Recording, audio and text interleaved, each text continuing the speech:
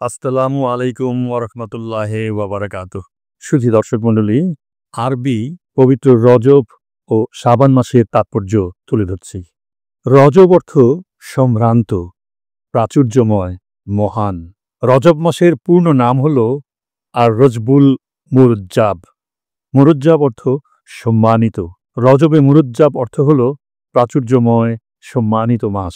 হারাম তথা সম্মানিত মাসসমূহের অন্যতম হল রজব। হারাম মাস চতুষ্টয় হল জিলকাদ, জিলহজ, মহরম ও রজব।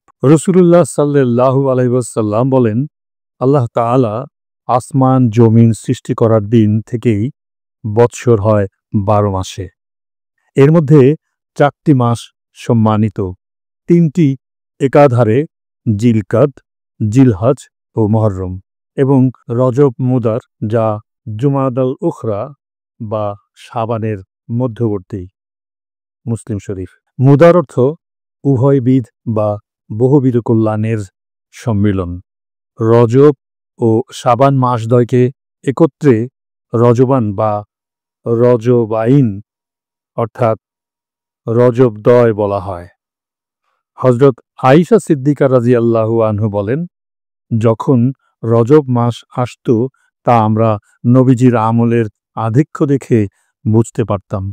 হযরত উম্মে সালমা রাদিয়াল্লাহু আনহু বলেন, নবী করিম সাল্লাল্লাহু আলাইহি ওয়াসাল্লাম রমাদান মাস ছাড়া সবচেয়ে বেশি রোজা পালন করতেন শাবান মাসে, অতঃপর রজব মাসে।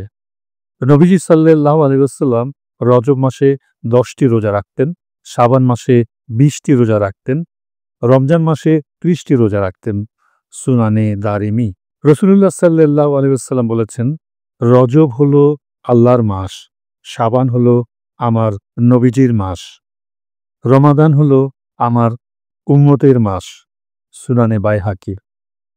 যারা রজব মাসে জমি চাষ দিবে না, শাবান মাসে বীজ বপন করবে না, তারা রমাদান মাসে ফল লাভ করতে পারবে না। রাসূলুল্লাহ সাল্লাল্লাহু আলাইহি ওয়াসাল্লাম রজব ও শাবান মাস ব্যাপী এই দোয়াটি বেশি বেশি পড়তেন। আল্লাহুম্মা বারিক লানা ফি রজব ওয়া শাবান ওয়া বাল্লিগনা রমাদান।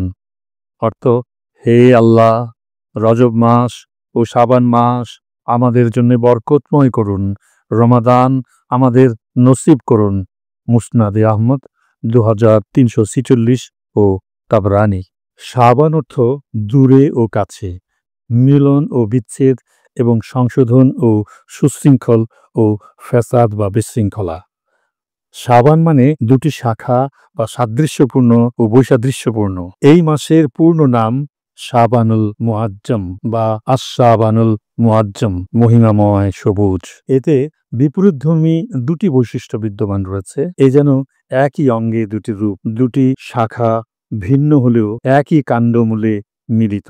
হাতের পঞ্চ আঙ্গুল যেমন ভিন্ন ভিন্ন কিন্তু একই সাথে কাজ করে, অর্থাৎ ভিন্নতায়ও ঐক্যতা। শাবানের আরেকটি অর্থ হল মধ্যবর্তী, সুস্পষ্ট, অর্থাৎ এই মাসটি রজব ও রমাদানের মধ্যবর্তী, তাই এই মাসকে শাবান মাস নামকরণ করা হয়। হিজরতের প্রায় 1.5 বছর পর এই মাসেই কিবলা পরিবর্তন হয়, অর্থাৎ পুরাতন কিবলা বাইতুল মুকাদ্দাসের পরিবর্তে কাবা শরীফ কিবলা হিসাবে নির্ধারিত ও ঘোষিত হয়।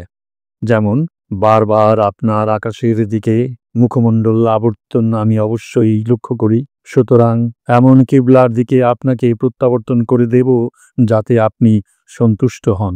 অতএব আপনি মসজিদুল হারাম কাবা শরীফের দিকে চেহারা ঘোরান। তোমরা যেখানেই থাকো না কেন ওই কাবার দিকেই মুখ ফেরাও। সূরা 2 বাকারা আয়াত 144। এই মাসেই অবতীর্ণ হয় প্রিয় নবী হযরত মুহাম্মদ সাল্লাল্লাহু আলাইহি ওয়াসাল্লামের প্রতি দরুদ পাঠের নির্দেশনা সম্বলিত অসাধারণ আয়াতটি। যেমন, নিশ্চয়ই আল্লাহ তাআলা নবীজি সাল্লাল্লাহু আলাইহি ওয়াসাল্লামের প্রতি পরিপূর্ণ রহমত বর্ষণ করেন। ফেরেশতাগণ নবীজির জন্যে রহমত কামনা করেন। হে মুমিনগণ, তোমরাও তার প্রতি দরুদ পাঠ করো এবং যথাযথভাবে সালাম পেশ করো। সূরা 33 আহজাব আয়াত 56।